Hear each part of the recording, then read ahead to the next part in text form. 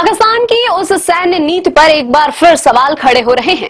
ताजा मामला बलूचिस्तान का है, जहां बलूचिस्तान लिबरेशन आर्मी यानी बीएलए ने 7 पाकिस्तानी सैनिकों को पकड़ने का दावा किया है। लेकिन चौंकाने वाली बात यह है कि उन्हें छुड़ाने की कोशिश करने की बजाय पाकिस्तानी सेना ने इन सैनिकों को अपना मानने से ही इनकार कर दिया है।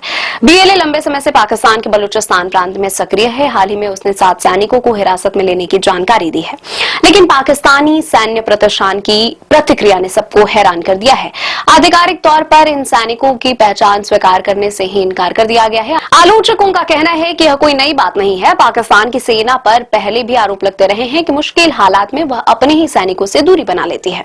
अगर इतिहास के पन्ने पलटे तो 1999 के कारगिल वॉर की याद आती है।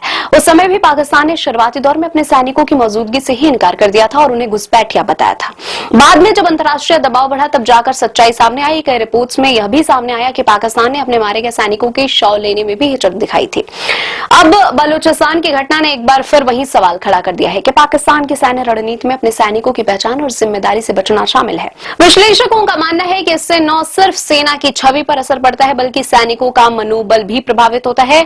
किसी भी देश की सेना की सबसे बड़ी ताकत उसका भरोसा और एकजुटता होती है। कारगिल से लेकर बलूचिस्तान तक घटनाएं यह संकेत देती हैं कि संकट की घड़ी में अपने सैनिकों को पहचानने और उनकी जिम्मेदारी लेने का सवाल पाकिस्तान के लिए असहज रहा है। यह मुद्दा सिर्फ एक सैन्य घटना नहीं है, बल्कि उस सोच पर सवाल है जो अपने ही जवानों के प्रति जवाबदेही से बचती नजर आती है। आने वाले दिनों में यह देखना अहम होगा कि पाकिस्तान इस मामले पर क्या रुख अपनाता है और क्या अंतर्राष्ट्रीय समुदाय इस पर कोई प्रतिक्रिया देता है। फिलहाल यह मामला एक बार फिर पाकिस्तान की सैन्य नीति और उसके इतिहास को कटघरे में खड़ा कर रहा है।